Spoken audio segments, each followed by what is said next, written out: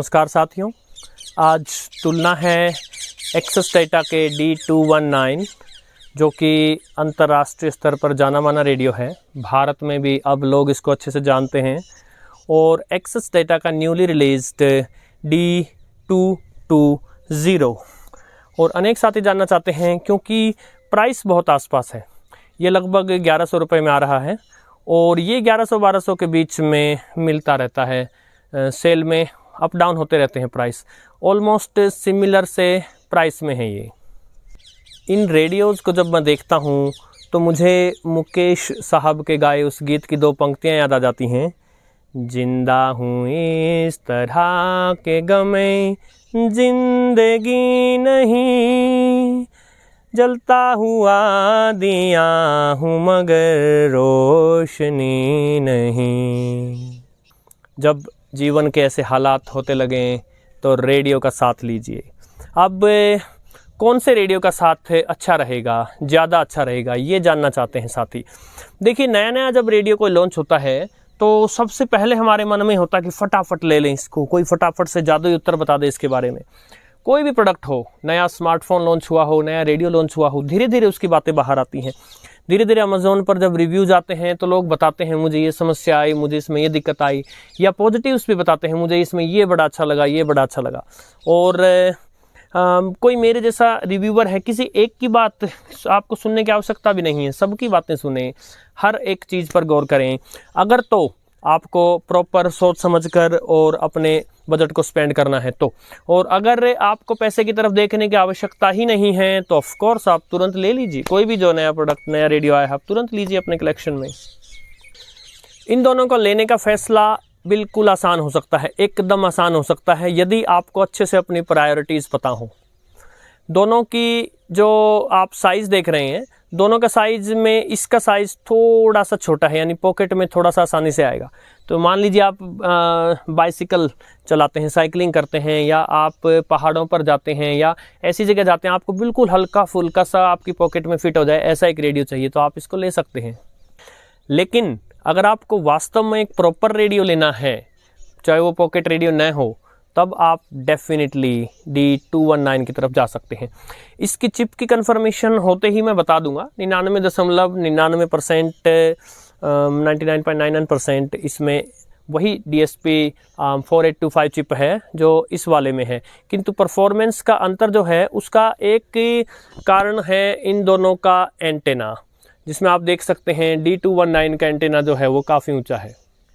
अगर आपकी priority shortwave है तो फिर देखिए, इसके अंदर शॉर्टवेव के 9 बैंड हैं अलग अलग, और इसके अंदर शॉर्टवेव के बैंड्स तो हैं, इसके मुकाबले जो है एक 60 मीटर बैंड ही कम है।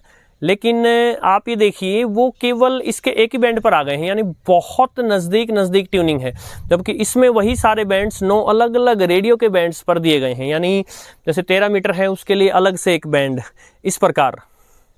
इसमें रेंज आकर रुकती है 22 मेगाहर्ट्ज पर, इसमें भी, और इसमें रेंज शुरू होती है 4.75 से, इसमें शुरू हो रही है 5.6 से, जो कि इसका बैंड नंबर 2 है, आप देख सकते हैं ये 5.6।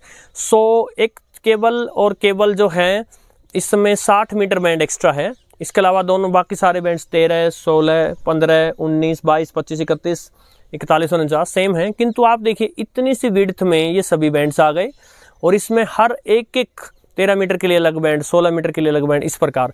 तो अगर आप शॉर्टवेव के लिए रेडियो लेना चाहते हैं तो सोचने की आवश्यकता ही नहीं है, D219, अगर आप इन दोनों में से एक लेना चाहते हैं। अगर आप FM के लिए लेना चाहते हैं और अगर आप दूर दराज के इलाके में रहते हैं तो इसका एंटेना बड़ा है डेफिनेटली। FM पर ये ज़्यादा सेंसिटिव है जितना मैंने नोटिस किया है। थोड़ी देर में हम थोड़ा सा ट्यून करके भी देखेंगे। अब हम कंपैरिजन वीडियोज़ का स्टाइल बदल रहे हैं। जैसा कि मैंने बताया था, पहली बात तो मैं कंपैरिजन वीडियोज़ से थोड़ा दूर हटने वाला हूँ। इसका मतलब ये नहीं है कि मैं इनको समाप्त करने वाला हूँ, किंतु कंपैरिजन वीडियो जो होंगे वो अलग स्टाइल से होंगे और बहुत ही कम होंगे, और केवल कुछ एक जो जायज़ कंपैरिजन लगेंगे मुझे, केवल वही अब किए जाएंगे। सो हम मोटा मोटा इनको ट्यून करके देख लेंगे, FM पर, मीडियम वेव पर और एक बैंड शॉर्ट वेव पर। अगर सिग्नल का आपके यहाँ इश्यू नहीं है तो ये रेडियो भी ठीक रहेगा। अगेन, ट्यूनिंग पैनल केवल इसका केवल इतना है और इसका जो है इसके मुकाबले अधिक चौड़ाई में है। सो डेफिनेटली, और इसका एंटेना भी बड़ा है, तो एफएम और शॉर्टवेव दोनों के लिए रिसेप्शन वाइज भी यही बेटर रहेगा। और अगर सेलेक्टिविटी की बात करें हम, यानी दो बहुत बहुत नज़दीक के स्टेशंस को अलग अलग छांटने में भी यही ज़्यादा कारगर रहेगा। और अब चलते हैं साउंड चेक करते हैं दोनों का। और साउंड चेक करने से पहले मैं बता दूं, यदि आपको ब्लूटूथ चाहिए, यूएसबी या MP3 प्ले चाहिए, इस प्रकार की चीज़ें इन दोनों में नहीं मिलेंगी। प्योर रेडियो हैं दोनों। साउंड टेस्ट करते हैं। यहाँ का लोकल FM स्टेशन है, 90 किलोमीटर दूर है। उन्होंने अपने सैनिकों को आदेश दिया, साथियों, हमें चीनी सैनिकों ने देख। ये D219 का साउंड था। चलते हैं D220 के साउंड पर। साहब, तुम लोग आगे निकलो। ये आप क्या कह रहे हैं साहब? ऐसा नहीं हो सकता सर। हम आपको किसी भी कीमत पर नहीं छोड़ेंगे। नहीं, बात को सुन। आप अपनी जजमेंट इस साउंड को सुन के कर सकते हैं, जितना मुझे समझ में आता है थोड़ा बहुत। इसके अंदर मुझे हल्की रत्ती भर बेस जो है वो बेटर लगी है। हालांकि साउंड उसका भी क्रिस्प और प्यारा है। क्यों ना FM बैंड को ट्यून करके देख लिया जाए। समय कुछ शाम के 7 बजे के आसपास का हुआ है। मैं छत पर हूँ और पहले इसको ट्यून करते हैं। इसका ट्यूनिंग पैनल बहुत छोटा है। इसके मैनुअल पर हिदायत दी गई है कि बहुत स्लो ट्यून कीजिए, किंतु मैं एक मीडियम स्पीड से ट्यून करता हूँ।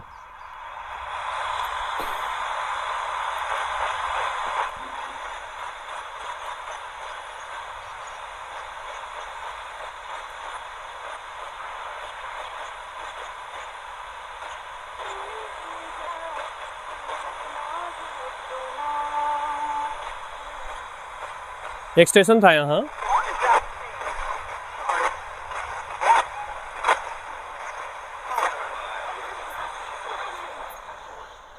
अब देखिए, एक तो FM स्टेशंस दूर, दूसरा ट्यूनिंग डायल बहुत छोटा, और तीसरा DSP चिप। सो इन तीनों का ऐसा डेडली कॉम्बिनेशन है कि आप ट्यून करते ही रह जाएंगे। स्टेशन पर रुकना असंभव सा हो जाएगा अगर स्टेशन बहुत दूर से है तो।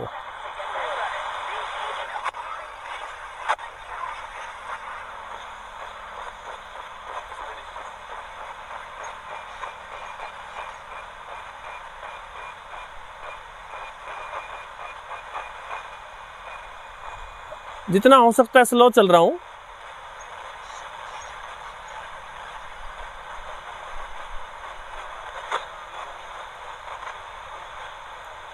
हल्के हल्के से स्टेशन आ रहे हैं रास्ते में।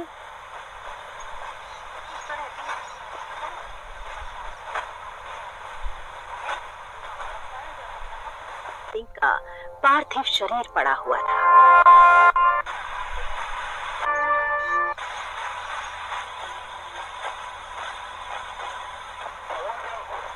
कौन का कोई दिक्कत नहीं रखी उन्होंने, सही प्रॉब्लम वजह से परेशान है, तो अब परेशान मत होइए, बल्कि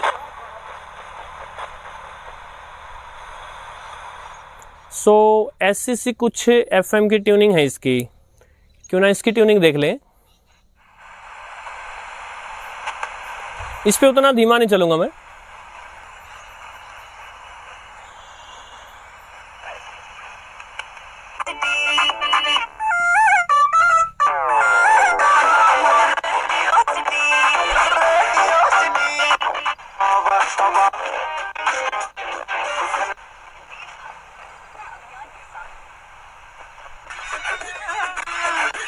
initiative. You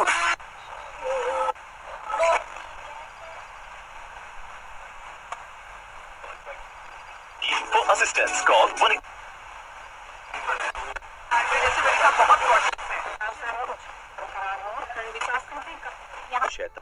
के असाधारण शौर्य और सब चीजों पर Barwala road Hisar call 7876 Broadway.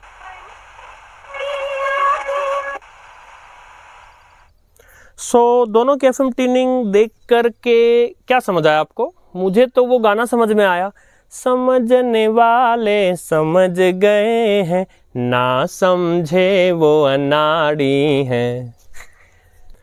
और क्यों ना लगे हाथ AM बैंड यानी मीडियम वेव बैंड को और थोड़ा थोड़ा ट्यून करके देख ले हम। और अब मौसम प्रदेश में आज भी तेज थोड़ा मात्रा दिखता हुई जयपुर और आसपास इलाका सायकालीन समय है, मीडियम वेव रिसेप्शन धीरे धीरे अच्छा हो रहा है जैसे जैसे सूर्य देव जो हैं अस्त हो गए हैं। नगर निगम के कर्मचारी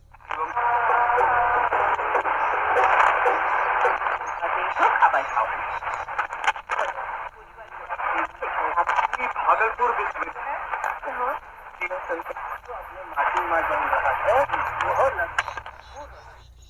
मैं एक बार थोड़ा सा वापस चला गया था पीछे, वो जो लोक संगीत आया था मैं उसको दोबारा एक बार ट्यून करना चाहता था और ये बताना चाहता था कि जो भारत का लोक संगीत है वो मीडियम वेव पर बसता है।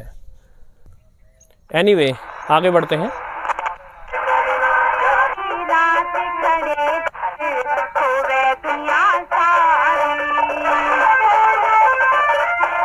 जैसा कि मैंने बोला था साथियों, भारत जो वास्तविक भारत है, जो ग्रामीण भारत है, उसकी आत्मा आकाशवाणी के मीडियम वेव स्टेशंस पर जो लोक संगीत आता है उसमें बसती है।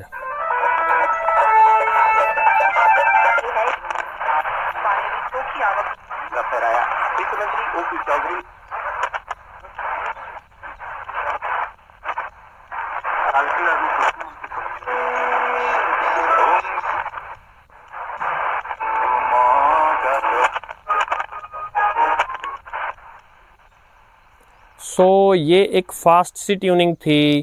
कंपैरिजन वीडियोज में हम एक मोटा मोटा अंदाजा ही लेंगे। अब उस रेडियो की ट्यूनिंग करते हैं मीडियम वेव बैंड पर। चल गुरु, हो जा शुरू।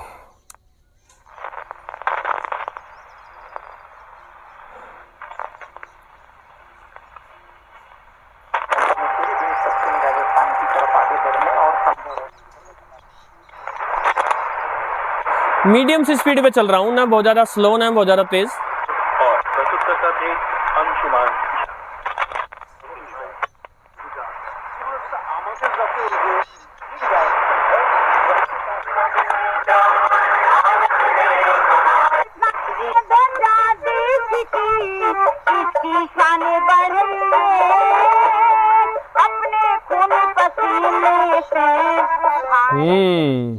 मीडियम वेव पर अब अपने चिप का नाम जो है वो अब ये रोशन करके दिखा रहा है।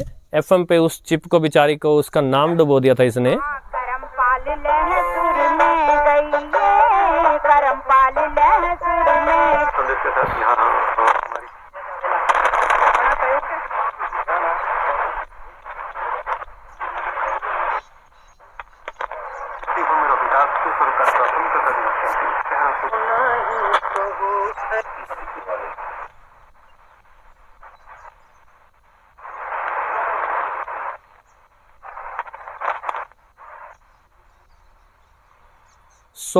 मीडियम वेव पर जो है मुझे अच्छा लगा है, ये ठीक है दोनों मीडियम वेव बैंड पर।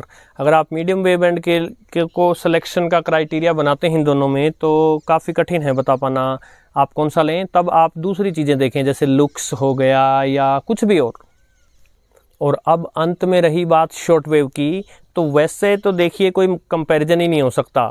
कहाँ इतनी सी जगह में सारे बैंड और कहाँ एक एक करके 9 बैंड्स पर सारे बैंड। बट स्टिल हम एक 49 मीटर बैंड ट्यून करके देख लेते हैं दोनों में। पहले इसमें करके देख लेते हैं। सबसे एंड में है 49 मीटर बैंड, बहुत ही स्लो चलना होगा।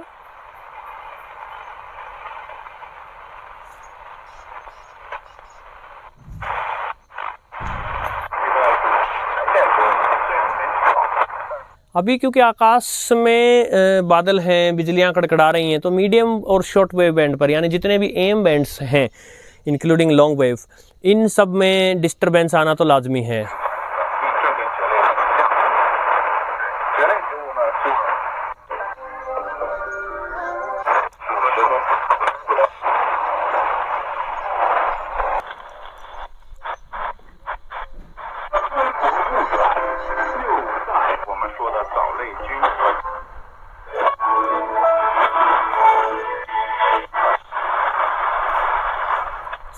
लगभग हम 49 मीटर बैंड से बाहर निकला है। कुछ मोटे मोटे स्टेशंस जो हैं इसने डेफिनेटली पकड़े हैं। अब उस पर चलते हैं। इसका शॉर्टवेव का बैंड 2 है, जहां 5.6 से लेके 6.4 मेगाहर्ट्ज तक, यानी 5600 किलोहर्ट्ज से लेके 6400 किलोहर्ट्ज तक 49 मीटर बैंड है। अंधेरा होने के बाद काफ़ी अच्छा हो जाता है, मेन बैंड्स में से एक है।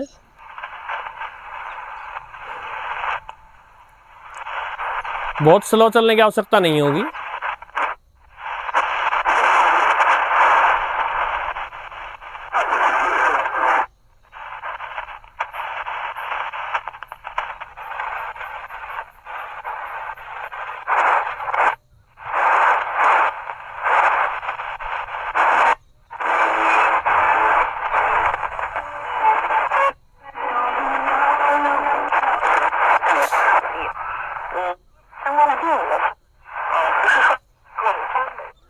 इसमें जो सेल्स हैं वो अब ख़त्म होने की तरफ अग्रसर हैं। और डीएसपी रेडियोज़ 2 बातें ध्यान देने वाली होती हैं। पहला कि जो सेल्स हैं बहुत ज़्यादा खाते हैं ये। दूसरा, सेल्स जो हैं वो अगर कमज़ोर हो गए तो फिर कमज़ोर सेल्स पर पुराने एनालॉग रेडियो चल जाते थे, ये नहीं चलेंगे। और तीसरा, सेल कमज़ोर होने के बाद इनकी आवाज़ आई गई आई गई आई गई ऐसे होने लग जाती है।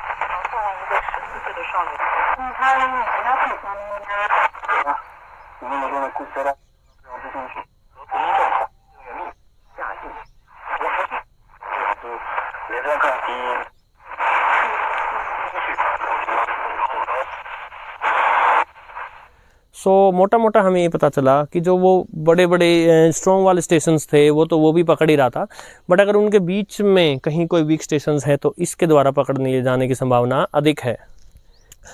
इतने पहलुओं को जानने के बाद अगर इन दोनों में से आप कोई रेडियो लेने की सोच रहे हैं तो आप एक बार फिर देख लीजिए वीडियो को, कोई बात नहीं है, और अपना निर्णय लीजिए। नमस्कार।